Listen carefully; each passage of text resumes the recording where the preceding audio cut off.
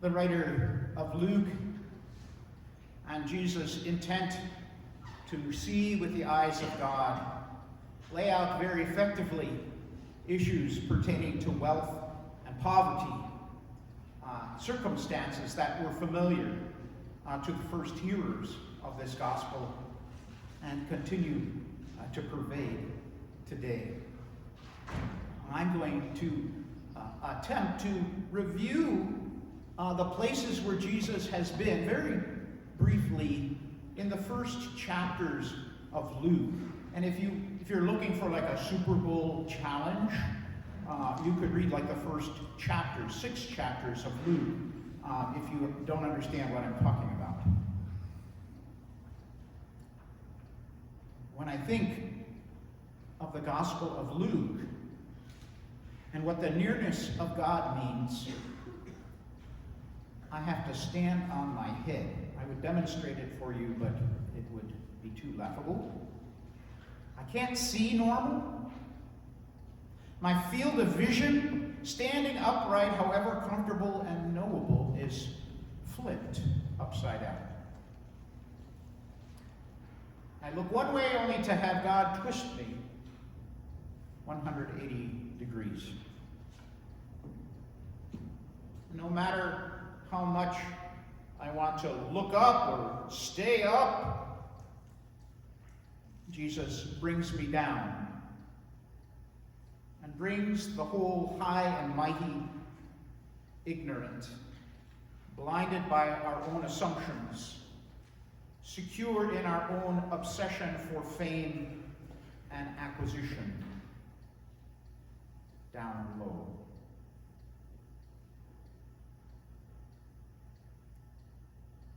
In chapter 1 of Luke, Jesus' mother, Mary, sings of God's great reversal in her Magnificat. Here we love the version in the song, the canticle of the turning, that goes, "The hungry poor shall weep no more, for the food they can never earn. Their tables spread, every mouth be fed, for the world is about to turn."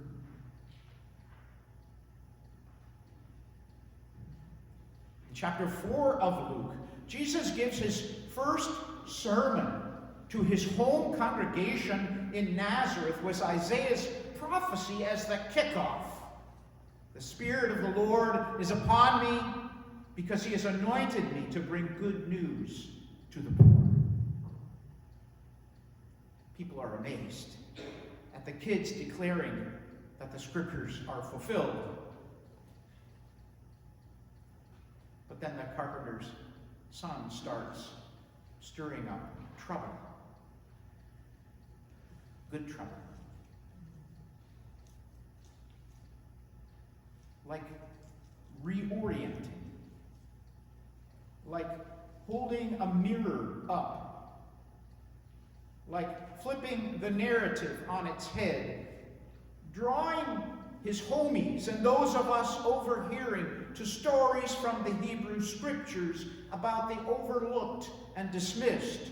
Stories that bring God to the margins, to places we would never inhabit, to people that mean nothing to us. Jesus references 1 Kings. A widow with barely enough for her last meal, rationed for her son and for her, not in the friendly confines of Israel, to whom Elijah was sent, and whose poverty was blessed. Congratulations. With food enough to last. And after further insult to injury as her son died, was raised as God came near on that deathbed. Jesus references 2 Kings. A general from another country, inflicted with illness and who tried to impress Elisha with his bigness, was asked to dunk himself in the Jordan 7 times and protested mightily. only to be brought blessing. Congratulations! In the act of giving himself to the humility of acquiescing.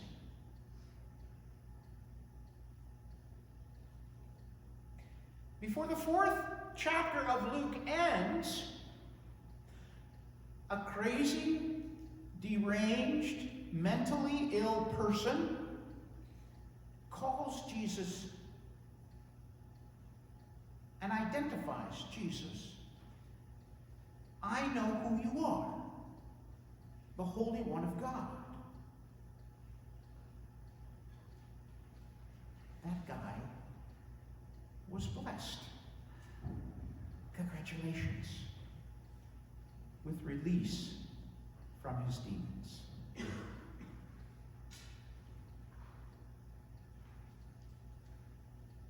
Jesus just can't help himself to bring God close, to bring to mind God come close, to the rejects, the systematically undervalued and always in need, the poor, the hungry, the mourning, the suffering. It's who he is. It's how he is oriented and how he orients those who are in the community that are trying to find their way in their so-called lives.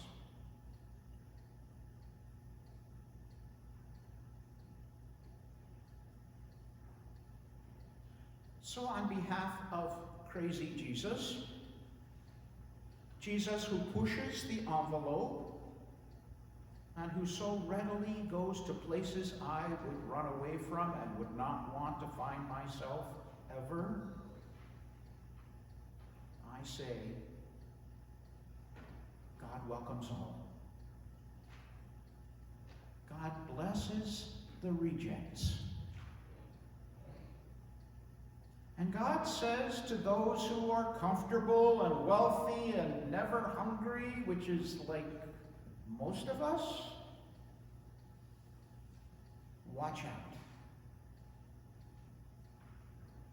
You can be brought low in an instant.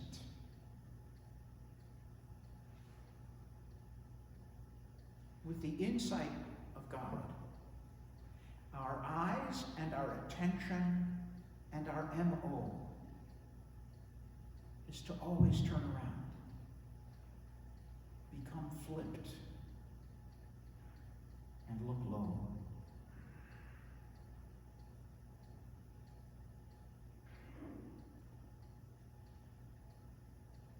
Sarah Miles started a food pantry at St. Gregory of Nyssa Church with no restrictions, so that the hungry could be fed. It was a big, messy experiment in serving the needy in San Francisco with a cadre of volunteers that themselves were among the needy. And that experiment proved to be extremely difficult, filled with conflict for the volunteers and the church she served. But altogether, bringing God close.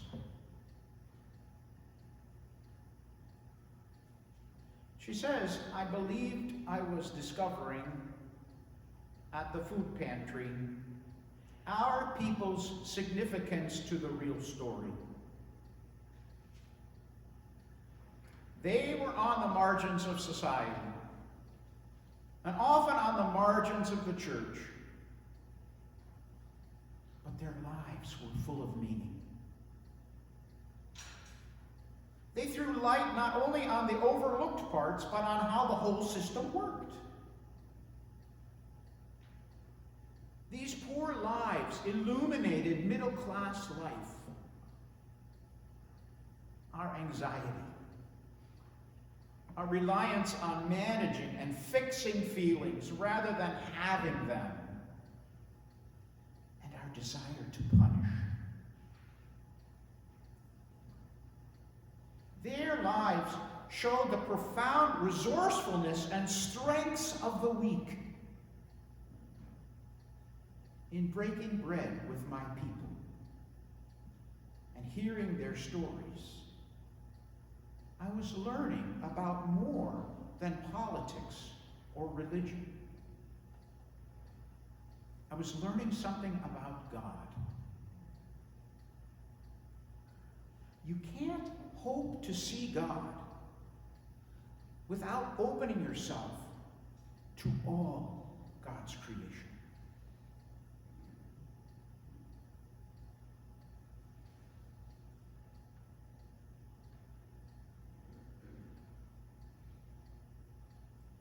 This is my advice. Rather than stay in place, start moving. See what Jesus sees. Move where Jesus moves, to places of need, and be drawn to mercy. Discover blessing. Congratulations. As liberating all those stuck in place. And find God bringing worth, dignity, status, and a way through.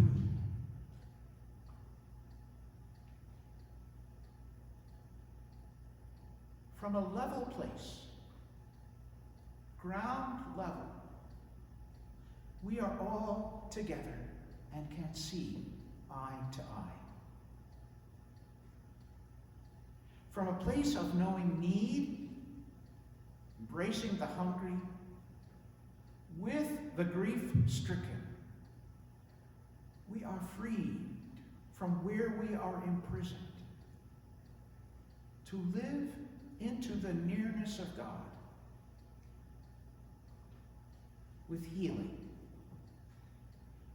laughter, feasting, and the fullness of life.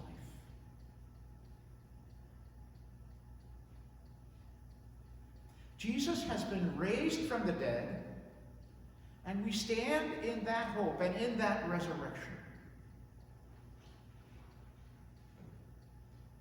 The eyes of that resurrected life are how we see it. We sing, we dance, we give out of our abundance, we are rooted with a perspective of need, we look for new life on the edges of our community and deep down within our own poverty.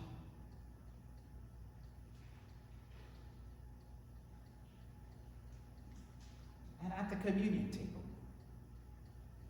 and in our advocacy to break systems that divide the rich, and the poor, congratulations, we bring Jesus' mercy and justice as wide as arms outstretched can be.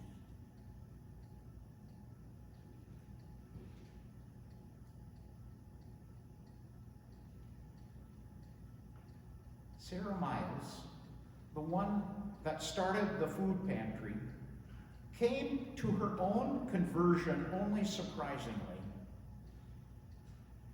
Somehow, in the liturgy of St. Gregory of Nyssa Church, she got caught up. Here's how she describes it. We sat down and stood up, sang and sat down, waited and listened and stood up and sang. It was all pretty peaceful and sort of interesting. And we started moving up in a stately dance to the table in the rotunda. It had some dishes on it, and a pottery goblet. And then we gathered around that table, And there was more singing and standing. And someone was putting a piece of fresh, crumbly bread in my hand, saying, "The body of Christ." And handing me the goblet of sweet wine, saying, "The blood of Christ." And then something outrageous and terrifying happened. Jesus happened to me.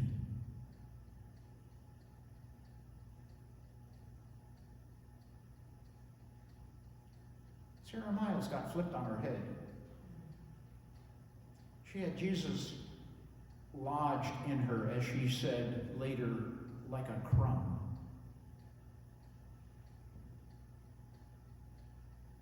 Her conversion was a giving over to the community that offers radical welcome, where the weekly Sunday table flowed into a table which fed the hungry, and not a perfect community,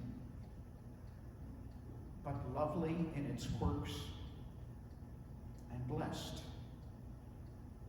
congratulations, in its allowing Jesus to happen.